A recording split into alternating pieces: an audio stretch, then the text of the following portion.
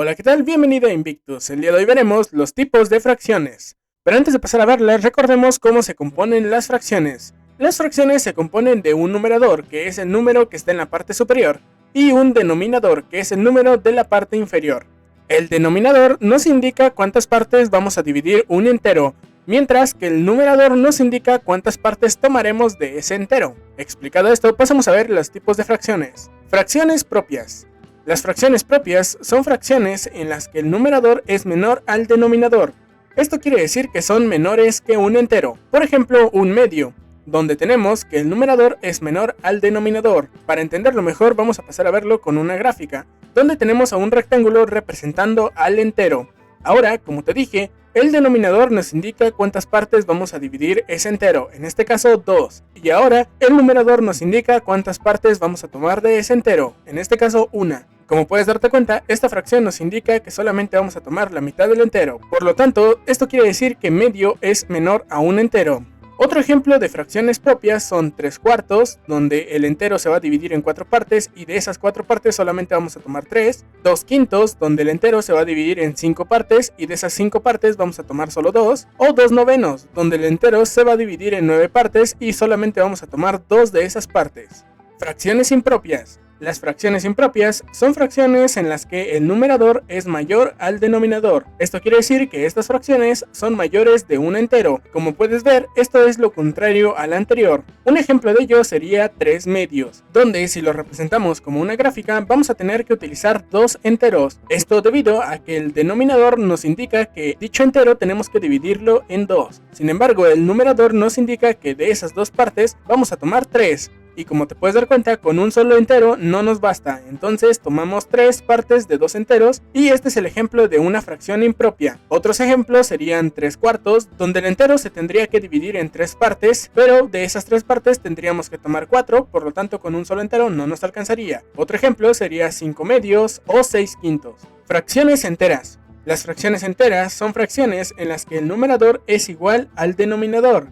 Esto quiere decir que son la representación de un entero, como por ejemplo 2 medios, donde representado en una gráfica tenemos que dividir según el denominador el entero en 2 partes, y de esas 2 partes debemos de tomar, según nos indica el numerador, 2 partes. Como te puedes dar cuenta, es la representación de un entero. Otro ejemplo sería 3 tercios, donde tendremos que dividir el entero en 3 partes y de esas 3 partes tomar 3 partes. Otro ejemplo sería 5 quintos o 8 octavos. Y antes de continuar, permíteme recordarte que puedes practicar con nuestro examen de simulación para que ingreses a las universidades que utilizan la prueba de aptitud académica, o PAA, como lo es la UEDG, la UAP, entre otras.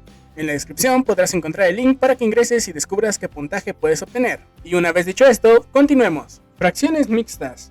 Las fracciones mixtas son la combinación de un número entero y una fracción. Un ejemplo sería una 5 séptimos, donde ocuparemos 2 enteros. A uno de estos enteros lo vamos a dejar completo, pero al otro lo vamos a dividir en 7 partes. Y de estas 7 partes vamos a tomar 5. Esta sería la representación gráfica. Otros ejemplos son 3 enteros, 2 tercios, 4 enteros, 3 cuartos, o 6 enteros y 3 quintos. Fracciones decimales.